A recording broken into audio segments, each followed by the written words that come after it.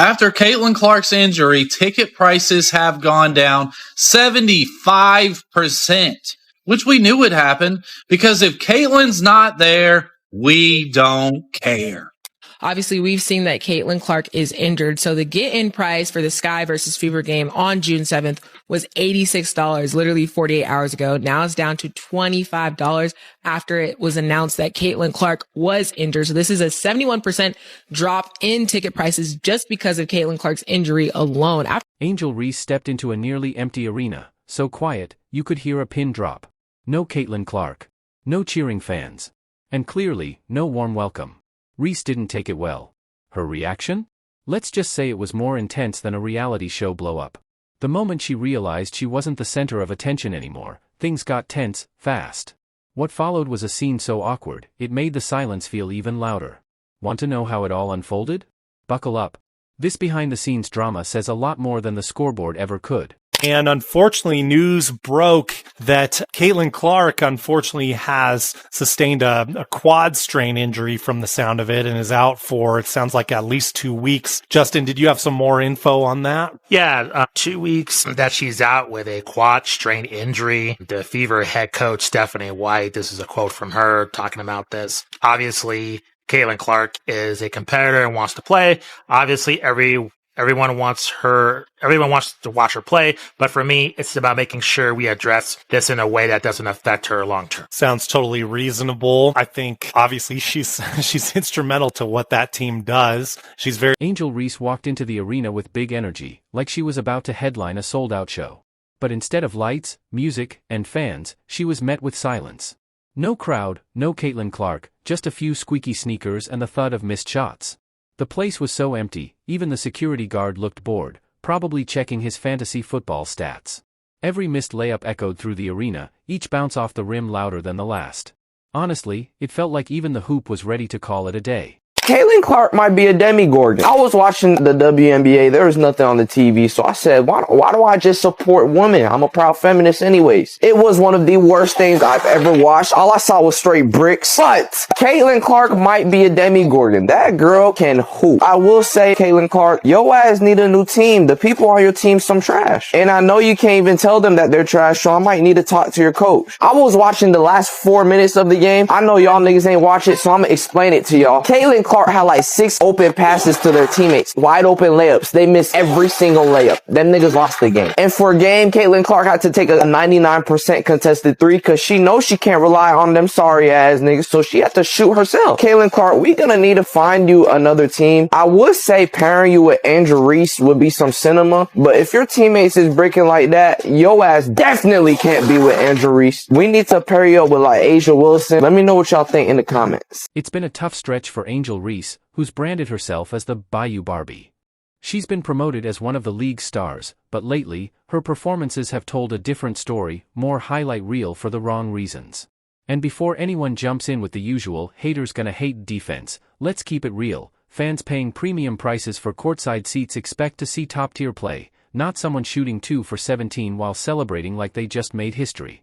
How do you feel about just her impact on the game, and specifically WNBA, and then their future game that they have?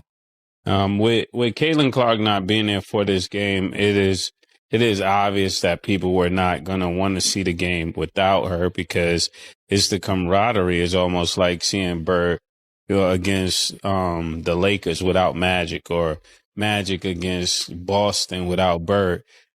Meanwhile, Caitlin Clark is out there getting double-teamed, bumped, shoved, pretty much everything short of a flagrant foul in football. She's taking hits left and right, and the refs barely blink. She can get knocked to the floor mid-jump shot, and still no whistle. At this point, it feels less like basketball and more like a full-contact sport. Honestly, the way it's going, you wouldn't be surprised if she got called for fouling the person who tackled her. This isn't just tough defense, it's starting to look like the WNBA's version of the Hunger Games.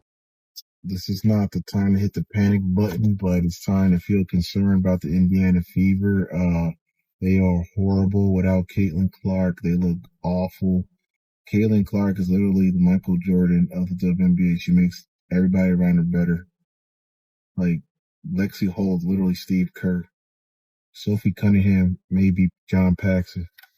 Aaliyah Boston might be Horace Grant. I'm dead serious, man. Uh, this team is not good without her. Kelsey Mitchell. Every time Caitlin Clark touches the ball, the crowd lights up. It's electric, like watching a mix of Steph Curry's range and Diana Taurasi's confidence all rolled into one. Fans aren't showing up for the logo or the league, they're showing up for Clark. She's the draw, the engine, the reason seats are filling up and people are learning the game. Her deep threes, court vision, and energy have become must-see TV. So what does the league do? Bench her. And just like that, the stands empty out faster than a dad's wallet at a Taylor Swift concert. Angel Reese can talk all day about being that girl, but the numbers are clear, the spotlight's on Clark. People are watching for her, buying tickets for her, and falling in love with basketball again because of her. Even the Void has a favorite, and it's Caitlin. Really dig in deep. This is an athlete who has 5 million followers on social media. 5 million. And yet, only 300,000 people watch the game against Brazil. 300,000. Comparatively, the player you hate, the player you think is overrated, the player that you say is being followed by a MAGA cult and followed by a bunch of her team against Brazil drew 1.3 million viewers on television for a preseason game that they won by 64 points. The league had something special with Caitlin Clark, a breakout star with the talent and charisma to grow the game. But instead of supporting her, it feels like she's being tested. She's getting hit on nearly every possession, and the refs are acting like they don't see a thing. It's as if she's mistaken for a tackling dummy out there. She gets knocked to the floor, and the reaction? A shrug and maybe a foul on her. Meanwhile, the double standard couldn't be clearer. Angel Reese can throw an elbow and get praised for her intensity. But when Clark shows even a hint of emotion, she's labeled too aggressive or not a team player. Blink at the ref the wrong way, and she risks a technical and a lecture on sportsmanship. Fans aren't fooled. They know what they're watching, and they're checking game schedules to see when Clark's playing. She's the reason seats are filled and games are trending. People aren't lining up for a sloppy shooting night and a post-game rant. They want smart basketball, long-range shots, flashy passes, real competition. Reese has the swagger, no doubt. But Clark has the game, and the proof to back it up. You can't fake vision. And no amount of flexing will turn a rough stat line into star power. This is pro basketball, not a viral video contest. If you can't finish at the rim, maybe skip the celebrations. My God. Angel Reese went on a tirade the other day, talking about how many people are now tuning in to watch women's basketball, not just because of Caitlin Clark, but because of Angel Reese as well. Saying a lot of women have done so much for the sport, but specifically, people are watching because of me too. That's what Angel Reese said. Folks, in last video we were talking about Kennedy Carter. It was her shot. She had a shot tonight. She could have captivated whatever 50, 60, 70, maybe 100,000 people were watching that game. She could have stole the attention span of that all the Deedens.